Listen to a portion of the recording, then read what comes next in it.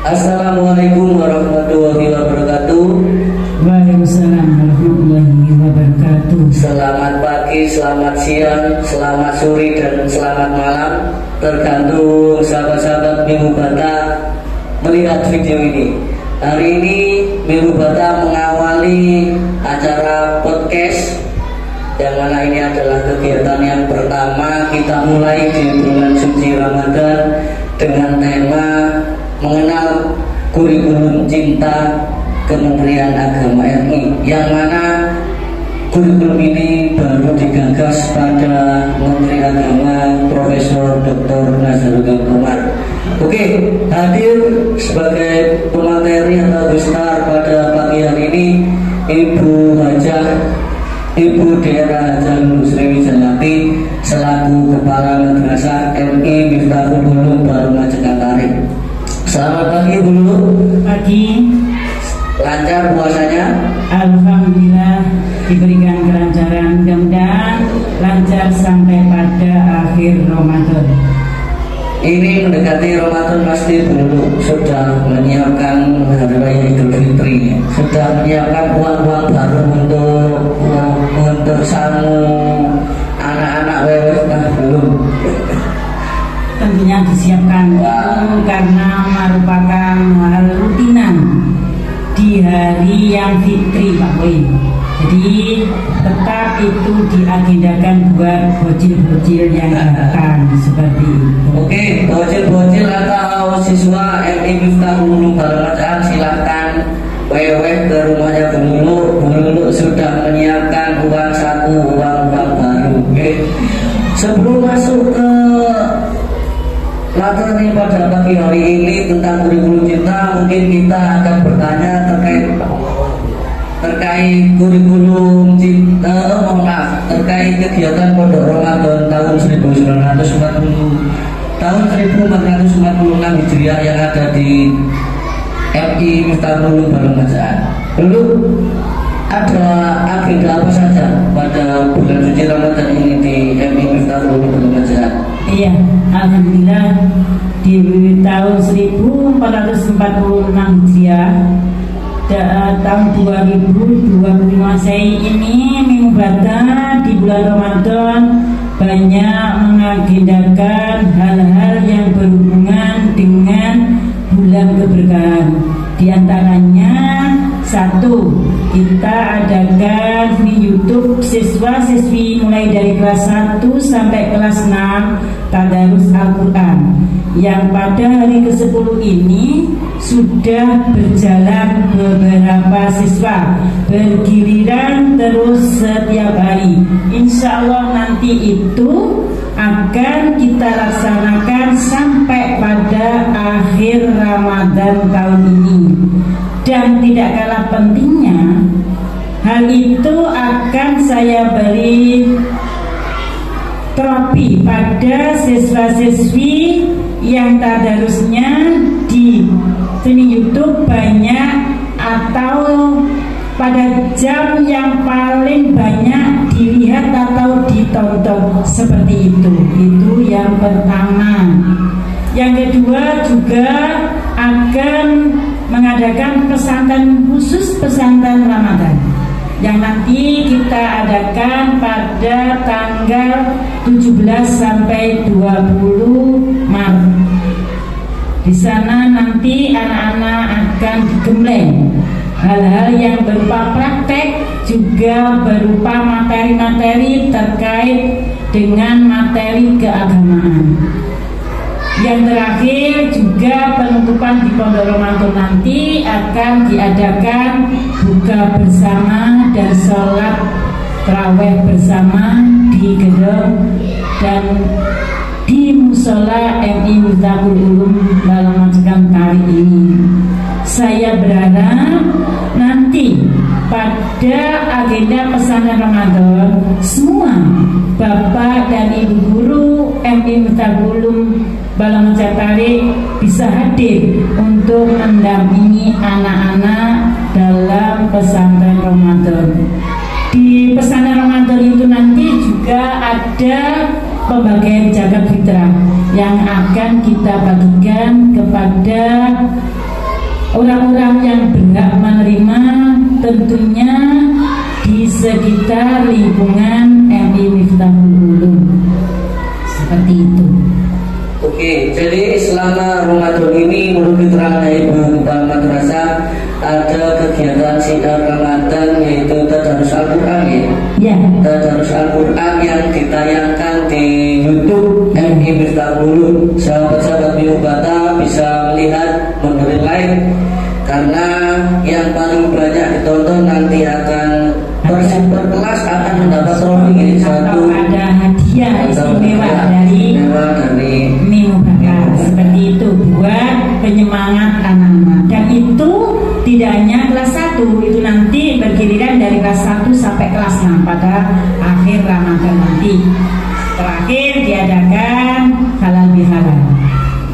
Oke, jadi Bapak Ibu wali murid silahkan di-share sebanyak-banyaknya agar anaknya mampu paling tinggi ditonton atau jamnya paling banyak ditonton sehingga melakukan penghargaan syiar Ramadan atau tadarus Al-Quran yang ditayangkan di YouTube MI Miftahul Ulum Bimubata. Oke, masuk ke materi kita pada pagi hari ini terkait kurikulum cinta. Ini pertama tahun ini digagas oleh Menteri Agama.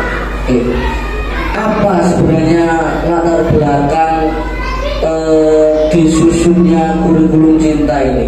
Iya, Menteri Agama pada akhir-akhir ini tengah menggagas adanya kurikulum cinta.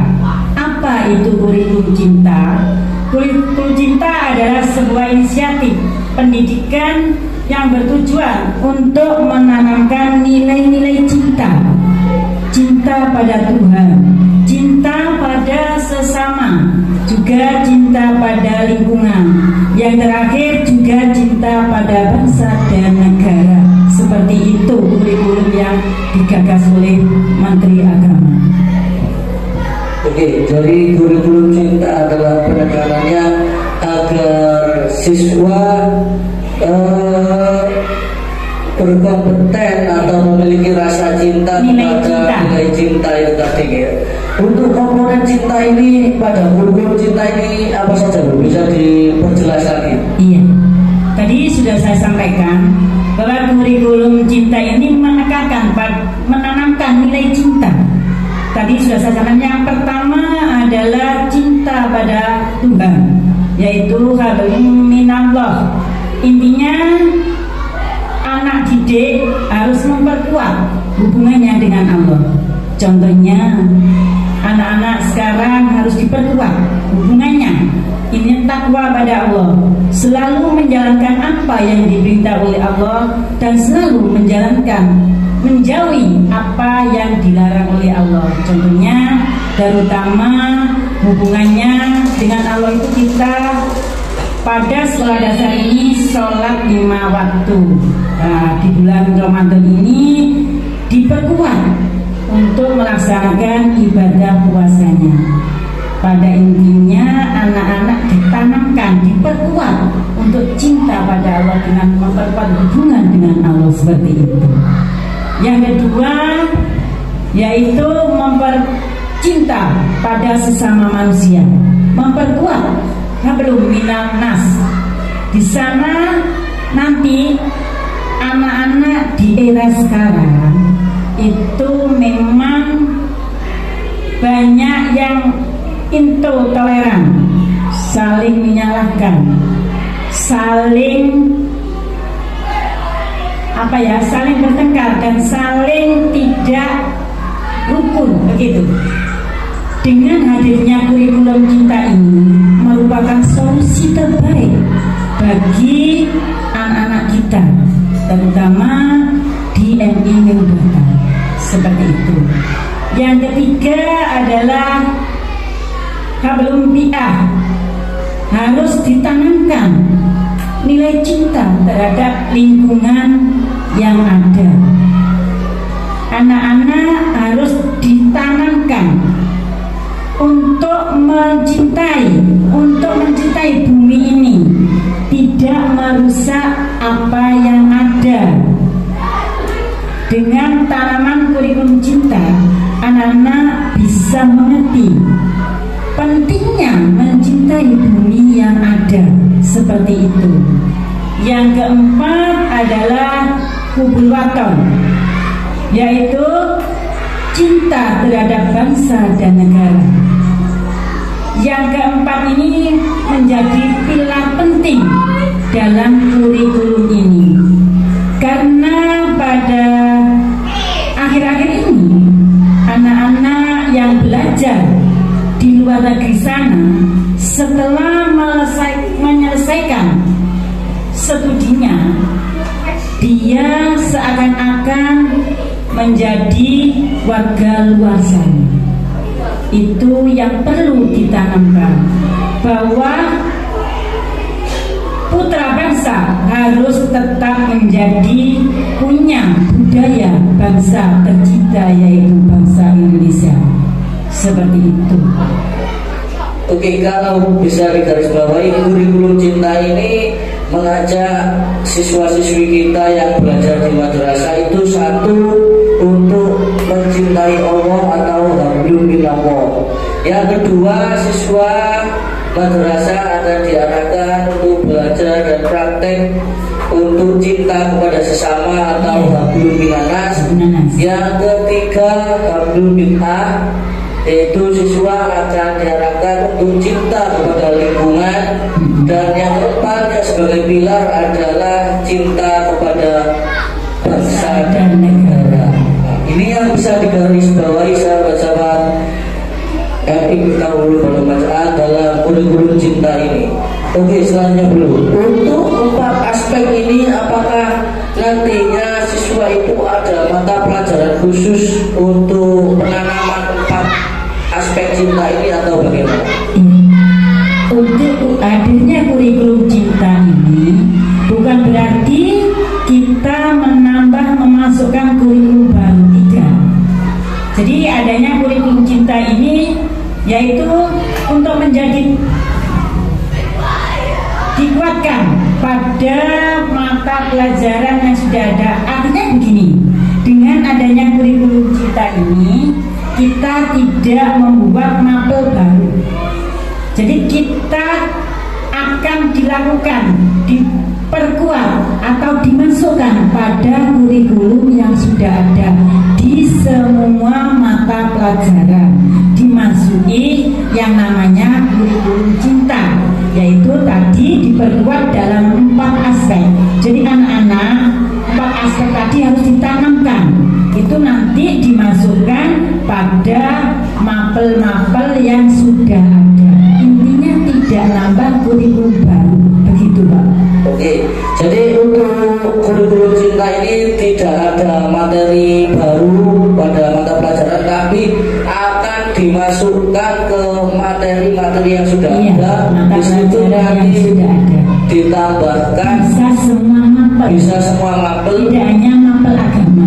Bisa semua mapel, tidak hanya pada mapel agama saja. Nanti kurikulum cinta ini akan diajarkan di semua mapel. Contohnya begini Pak, di mapel IPAS, di sana anak-anak diajak untuk cinta pada lingkungan. Di mapel fikih katakan, diarahkan anak-anak harus cinta, harus memperkuat hubungan dengan Allah, seperti itu. Yang terakhir, berhubungan dengan sesama manusia. Ya, kadang-kala anak-anak di madrasah berulang kali bapak dan ibu guru juga antibilium dan lain sebagainya, itu sudah ditanamkan. Tapi di sela-sela mapel yang ada bisa ditanamkan cinta pada sesama, terutama cinta pada keluarga yang ada di Minbata. Seperti itu, maksud saya seperti itu. Oke, itu tadi yang bisa digarisbawahi. Tidak ada pelajaran atau materi baru pada kurikulum cinta ini. Oke, untuk yang terakhir dulu. Iya, oke. Dari adanya kurikulum cinta ini, apa sih tujuan atau harapan dari Kementerian Agama menyusun kurikulum cinta ini? Harapan dengan kurikulum cinta ini. Kalau saya lihat apa yang disampaikan Menteri Agama ini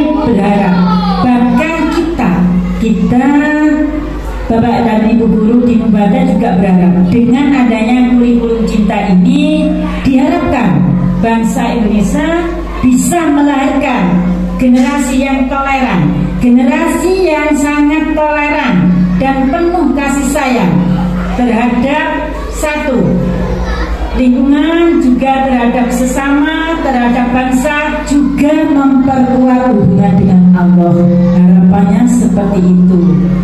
Dan juga dapat mewujudkan masyarakat yang keberagamannya dibujuk bisa membuat bangsa Indonesia lebih maju, lebih handal dan lebih mendunia, seperti itu harapannya. Oke, kalau bisa digarisbawahi, adanya kurikulum cinta ini yang diharapkan oleh Kementerian Agama adalah tumbuhnya siswa-siswi madrasah yang mempunyai karakter toleran kepada sesama. Itu toleran yang tinggi.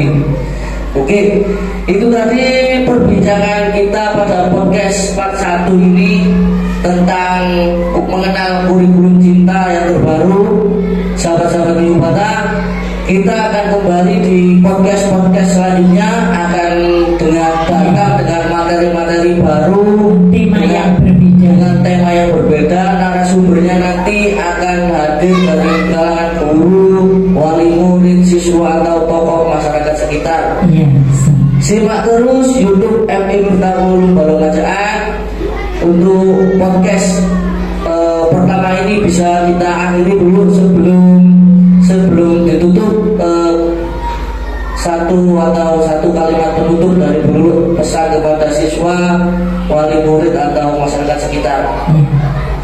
Ya, sebelum saya akhiri konten ini, saya pertama terima kasih kepada Bapak Ibu guru Mubata yang sangat semangat dalam mendampingi anak-anak, baik di belajar di dalam kelas maupun di luar kelas. Bahkan di bulan Ramadan ini banyak tugas-tugas selain tugas mengajar di dalam kelas. Saya ucapkan terima kasih.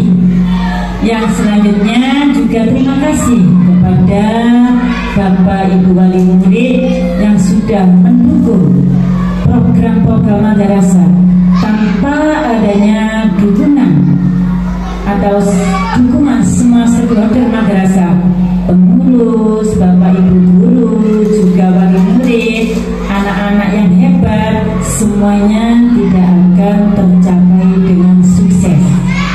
Terus terang, kesuksesan madrasah Mubata semuanya dapat kita capai dengan semuanya kerjasama dengan stakeholder yang kita sampaikan tadi. Saya berharap semuanya tetap solid, kerjasama yang baik demi mensukseskan Mubata, menjadikan anak-anak yang bermutu, anak-anak yang hebat, anak-anak yang mendunia, seperti itu. Oke, terima kasih dulu atas waktunya pada kesempatan ini. Sampai jumpa di podcast yang selanjutnya di Mubata Madrasah Moderat Qurani Berprestasi. Wassalamualaikum.